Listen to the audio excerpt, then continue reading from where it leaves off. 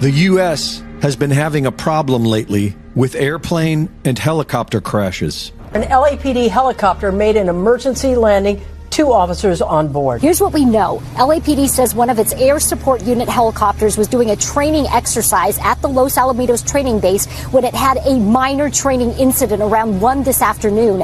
As a result, that pilot had to do an emergency landing. A plane crash on a South Texas highway injured 4 people. And that plane hit several cars when it landed on the access road of a highway in Victoria, southeast of San Antonio. The plane crash happened in an intersection adjacent to a freeway overpass. Pieces of the aircraft damaged 3 vehicles on the ground. Video initially showed the plane split at the fuselage. Both the Federal Aviation Administration and the National Transportation Safety Board looking into what caused the crash. Pilot is dead following a plane crash in Adams County. That's according to the Ohio State Highway Patrol, currently out there on the scene.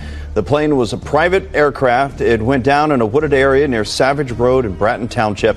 This all happened around 3:30 p.m. The Federal Aviation Administration and the National Transportation Safety Board plan to investigate the crash. We now have an FAA report that a military helicopter and a regional jet have collided near Reagan National Airport. Yeah, you can see the moment of impact down there toward the bottom right-hand side of your screen. That's another plane taking off at the time.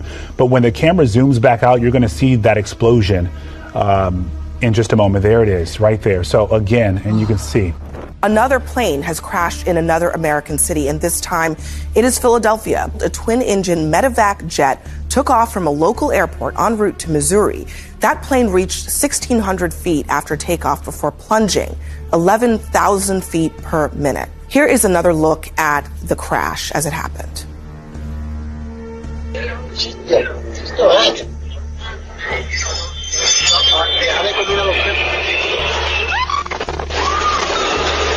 Fighter jet crash in Alaska. We're learning more about the crash and the pilot who survived. Here's ABC's Lionel Moise. Video circulating online shows the F-35 crashing at Eielson Air Force Base in Alaska, the pilot ejecting safely. Yet another community is heartbroken. Residents in Nome saying it's very tight-knit. Everyone is affected by this in some way, and now investigators are focused on figuring out why this happened. This morning, the U.S. Coast Guard releasing this photo of the mangled wreckage of the plane that vanished over open water in Alaska. 3 bodies of the 10 on board recovered. This is out of Wilmington, North Carolina, and we are told that Novant Health is now confirming a medical helicopter crash that happened last night with 3 people injured. Whether or not this is normal, it is being shown to us on the news more than usual, which is creating an emotional reaction. And the false narrative being pushed is that it's due to DEI, diversity, equity, and inclusion hires. But there is zero evidence of this. It's simply another narrative to keep the sleepy masses busy while the solution of replacing humans with artificial intelligence is being implemented. We're already working with an AI agent company, so they're building AI agents for this aviation data.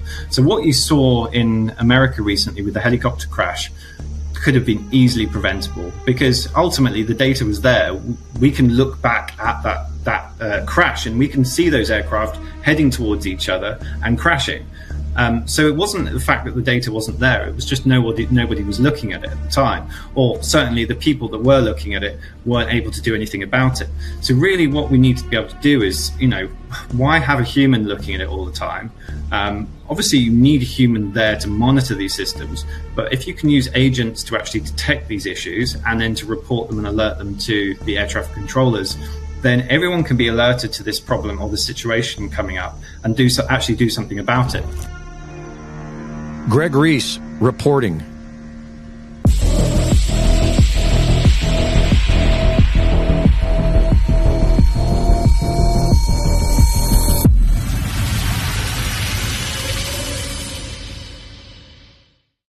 The Reese Report is now fully funded by my Substack subscribers.